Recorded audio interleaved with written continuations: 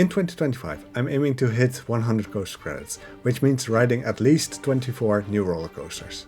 Among those, I've picked out the 10 roller coasters I'm most excited to experience. And let me tell you, this list has some truly elite rides. So let's jump right in. Number 10, Blue Fire at Europa Park in Germany. I have never been to Europa Park, and I haven't ridden any of the Blue Fire clones worldwide, so the original will be my first. While the launch might not look the most intense, the rest of the layout looks solid. I'm especially hyped for the Highline Roll. It seems incredibly intense and a highlight of the ride.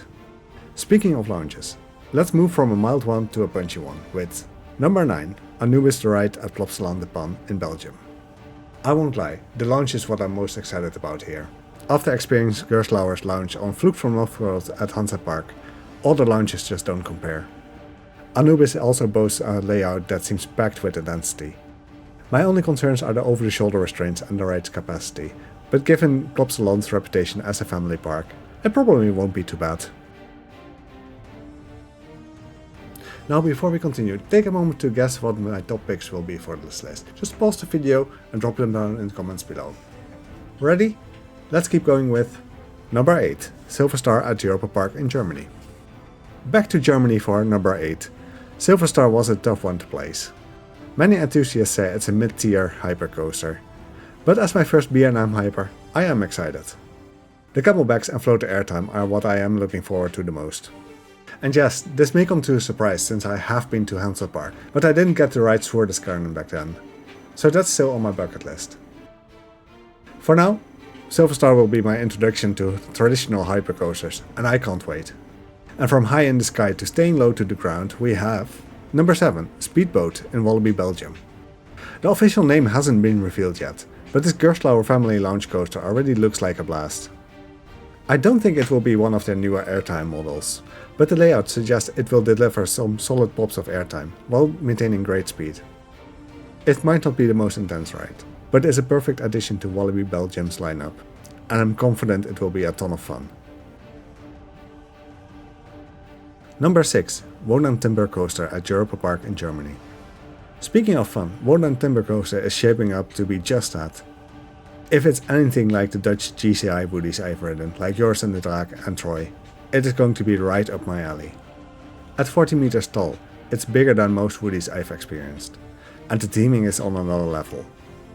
The first drop looks wild, the pacing seems relentless, and I've heard it's packed with airtime.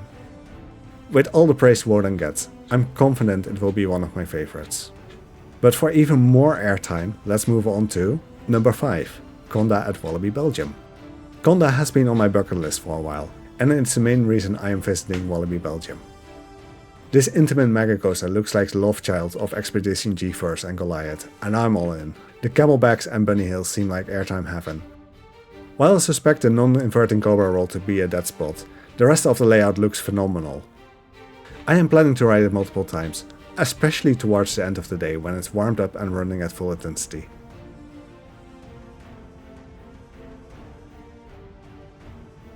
Numbers 4 and 3, Joy at Walibi Holland. For numbers 4 and 3, we are heading to Walibi Holland for their brand new RMC Raptors. These unique dual-link coasters have me beyond excited. When I first heard about Walibi Holland getting an RMC Raptor, I suspected it would be a clone. And even then, I would have loved that. But getting a custom dual-link layout, I'm stoked. The blue track, which is the family-friendly side, doesn't feature inversions, but still delivers a solid drop and stays low to the ground, promising great airtime and speed.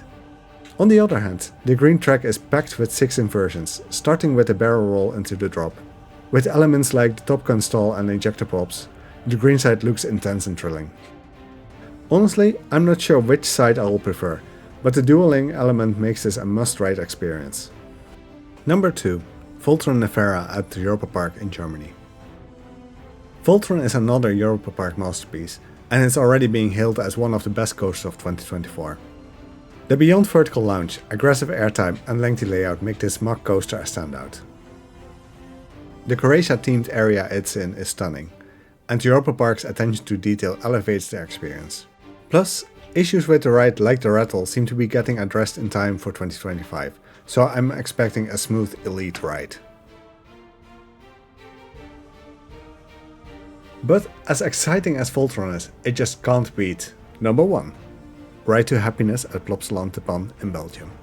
The hype around Ride to Happiness is massive and I can't wait to find out if it lives up to it.